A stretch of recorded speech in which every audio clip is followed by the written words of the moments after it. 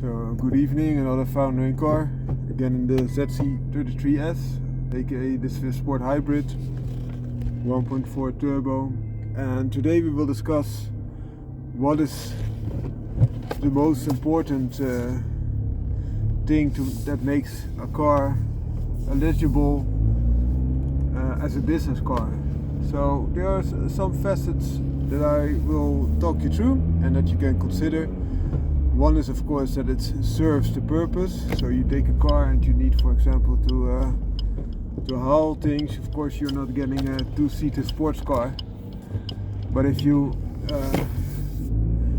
only need a car to drive yourself, of course you have a lot more flexibility and a lot more options to consider.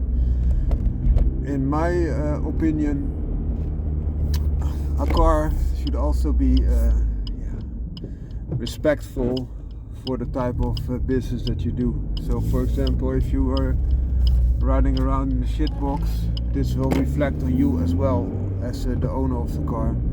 Of course it can be less of an issue when you drive your car and you only park it far away from your customer, but then you don't need a car to begin with, in my opinion. You can also drive it with, for example, the bus or the train or the bike. That's not so much an issue. Another thing is that your business car should be good for you. So you, even if you only have to drive yourself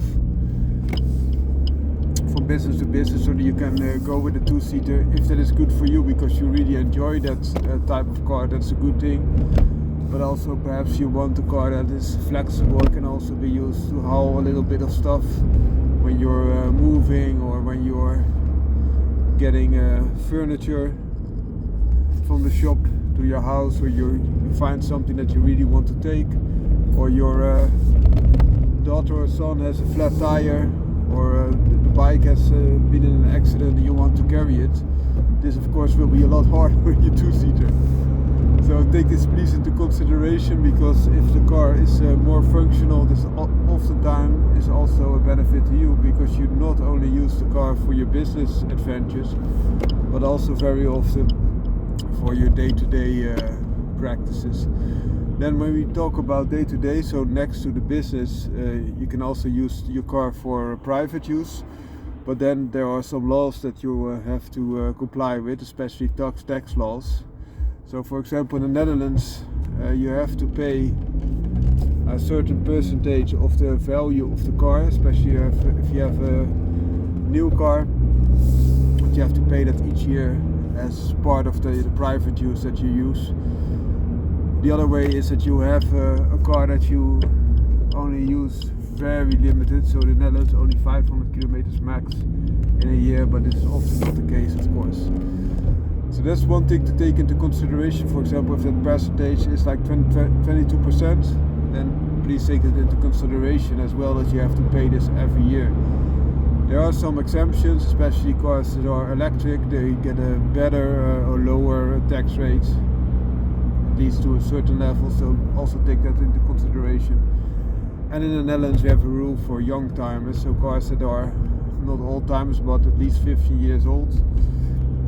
Then you also get a tax rate, but that's derived from the actual value at that moment instead of the value it had when it was new. Another thing to take into consideration, and that's for all cars similar. So for your normal cars, but also electric cars and the young timers, that you also have to pay a part of the value added tax each year, and that is normally always derived from the price as of new. It could be a little bit less when the car has been bought without your ability to return VAT, value added tax, but that's something to take into consideration. So even if you have a young timer that is now not so expensive anymore, it could be wise to take into consideration that you also have to still have to pay a part of the new value for your value added tax each year.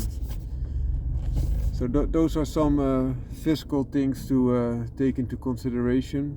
in my opinion, especially lately, you're quite severely punished when you have a car that is a little bit more of a gas guzzler or an older type of car, because they want to phase them out. And then it is wise to take this into consideration, to think if you really need that type of car, because it could be that the older car is a lot cheaper to buy, but also take into consideration the BPM that's now coming your way if you want to, for example, get a car from other countries.